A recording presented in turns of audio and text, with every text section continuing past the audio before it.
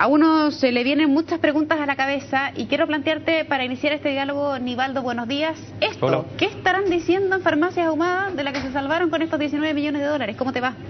Hola, ¿cómo estás? Buenos días. Bueno, están ahorrando 18 millones. Eso como es lo primero. Mira, hay algo perverso. Mira, en la legislación internacional, en Estados Unidos en particular, por ejemplo, efectivamente existe esta posibilidad de que las autoridades lleguen a acuerdo con una de las personas del cártel para que éste le entregue información que les permita desentrañar el cártel, castigar a los demás con medidas muy duras y conseguir penas mitigadas para quien colaboró.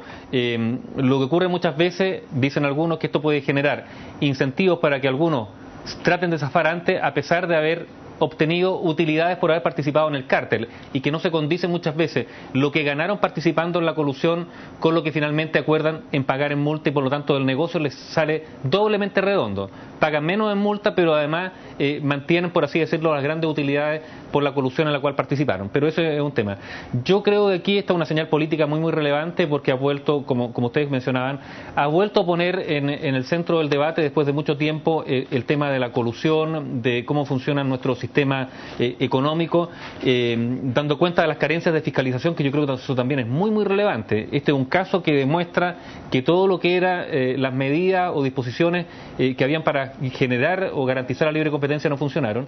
Pero yo insisto que hay un tema de fondo que esto no lo resuelve, porque la Fiscalía Nacional Económica lo que ve y ataca es finalmente la consecuencia de un fenómeno que en Chile se ha extendido muchísimo, que es la concentración económica. La corrupción se da o se propicia porque hay una gran concentración económica en nuestro país, y en Chile no existe límite para la concentración. Hemos visto en los últimos meses cómo los grupos económicos, los grandes holdings, siguen comprando nuevos negocios, áreas en las cuales nuevas se meten, generando por lo tanto concentración no solo horizontal sino también vertical, y eso en Chile, como no está regulado, como no hay límite a la concentración, eso genera, a mayor concentración, mayor posibilidad de que haya colusión. Y ante gigantes de los negocios tan grandes, uno siente que todavía el Estado está al debe en generar algunos mecanismos de resguardo o de fiscalización para evitar que la libre competencia se dañe. Porque muchas veces hay gente, por ejemplo, que ha defendido la concentración económica diciendo, mira, no importa que haya concentración económica si esto redunda en un precio más barato y por lo tanto eso beneficia a los consumidores. Lo que pasa es que los consumidores o la ciudadanía, que es mucho mejor hablar de ciudadanía más que de consumidores, no solo se ve beneficiada por precios más bajos, sino también si hay mayor diversidad y si hay espacio para que algunos de los ciudadanos puedan emprender y generar negocio en unas áreas que están concentradas. No solo se puede medir lo bueno o malo de una sociedad por precios más o menos bajos, sino también si hay espacio para que los emprendedores puedan, por ejemplo, actuar. Y eso en nuestro país no ha sido visto con el celo que debiera, y se generan, por lo tanto, condiciones muy favorables para la que haya concentración y como consecuencia corrupción. Sí, estamos, Nivaldo, también en el estudio con Nicolás Taut, lo escuchaba recién, el editor de Economía, que también quería plantearte algunas inquietudes. Exactamente, Nivaldo, ¿cómo estás? Buenos días. Bueno, hola. Un poco con la señal que se entrega, 19 millones de dólares, la gente puede pensar que es un número muy alto para el común de las personas, pero para estas empresas puede ser algo relativo. En ese sentido, ¿se puede crear un paradigma, un antecedente importante de aquí en más? Especialmente tenemos en otros casos económicos, como el caso La Polar, o incluso la investigación por colusión en la producción en el mercado de los pollos. ¿Puede ser un antecedente importante de aquí en más en estos casos? O sea, yo creo que la señal es muy potente, y probablemente esto va a servir, mira, no sé si como antecedente por lo menos de que la Fiscalía funciona y que se puede llegar a buen puerto, más allá de los recursos que todavía están pendientes, digamos, en el sentido que hay capacidad de investigar y por lo tanto capacidad de investigar, de sancionar. En el sentido, hay una capacidad de la Fiscalía que se ha dotado de nuevos mecanismos también para recabar pruebas para ser presentadas ante un tribunal y que éstas sean atendibles y generen un fallo. Yo creo que eso es importante. Hoy día se despeja, por así decirlo, la capacidad de la Fiscalía de efectivamente llegar de llevar pruebas contundentes ante los tribunales.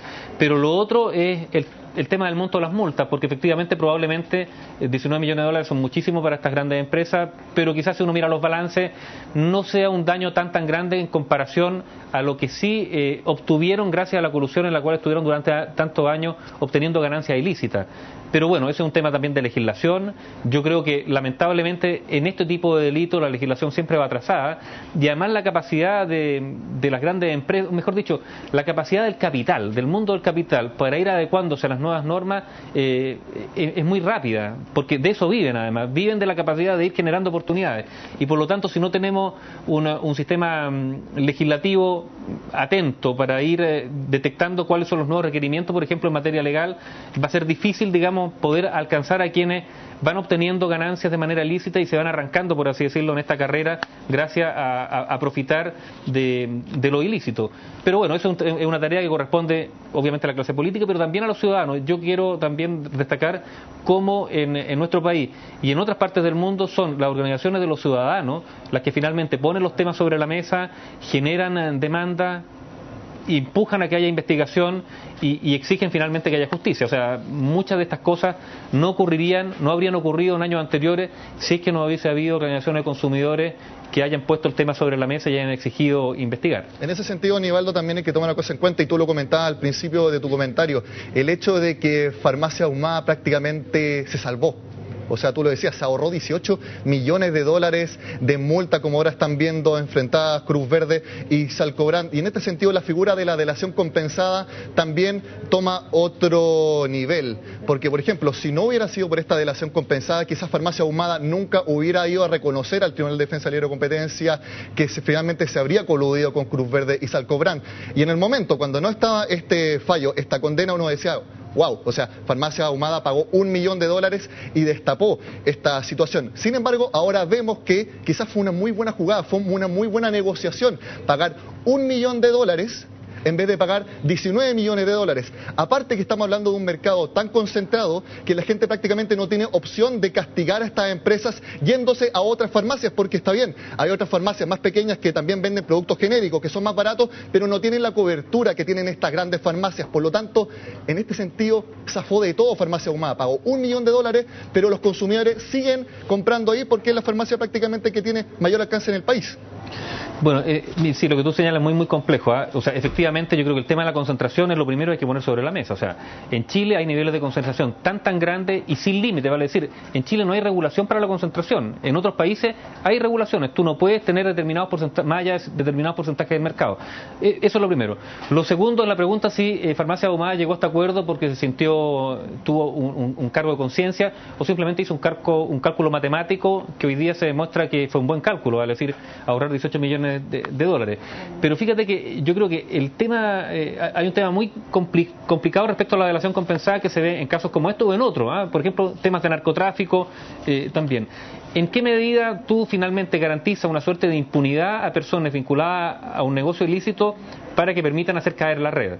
Tú dices, bueno, esto es positivo. Algunos dicen que en materia, por ejemplo, de colusión es casi el único mecanismo en virtud del cual tú alcanzas pruebas, puedes acceder a pruebas fehacientes que permitan coordinar al resto. El problema, ¿sabes cuál es? Es que hoy día, por ejemplo, Farmacia Ahumada efectivamente va a pagar una multa menor, pero yo insisto en que Farmacia Ahumada va a seguir teniendo un nivel comercial, por así decirlo, gracias a los efectos de la colusión, vale decir, las ganancias ilícitas que obtuvo en virtud de la colusión para nada se van a ver dañadas por esta multa que además ha sido rebajada de 19 a un solo $1 millón. Entonces, en la práctica lo que hemos hecho es decir, bueno, esta persona actuó de manera ilícita, con eso obtuvo una posición privilegiada en el mercado, como colaboró con la justicia, dejemos que además acentúe su posición privilegiada porque sus dos competidores directos van a ser perjudicados por este fallo en el cual este tercero participó. Nivaldo, también abrámonos al otro camino que surge a partir de esto, y es la arista penal, y me gustaría saber tu análisis o el comentario.